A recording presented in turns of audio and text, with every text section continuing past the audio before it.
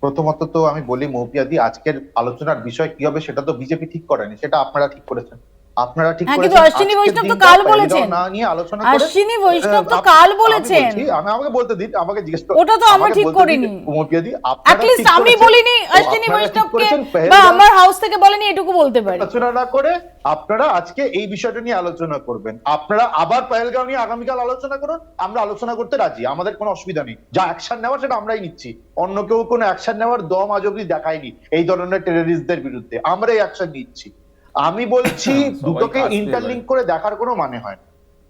পেহেলগাঁওতে যেটা ঘটেছে অত্যন্ত নক্কারজনক, এবং আর্মিকে ফ্রি হ্যান্ড দেওয়া হয়েছে যেই সময় তারা চায়, যেভাবে তারা চায়, যখন তারা চায়, যতটা তীব্রভাবে তারা চায় তারা আমি কিন্তু আসবো, উত্তর আশুতোষ দেবে। রিঅ্যাক্ট করতে চায়, তার সঙ্গে রেসপন্ড করতে কাছে চায়। আমরা দেশের মানুষের সাথে, আর্মির সাথে, আমাদের নেতা রাহুল গান্ধী এই কথাই বলেছেন, তাই ওর যে কথাগুলো ঠিক ম্যাচ হচ্ছে না ওর নেতাদের সাথে। যাই হোক।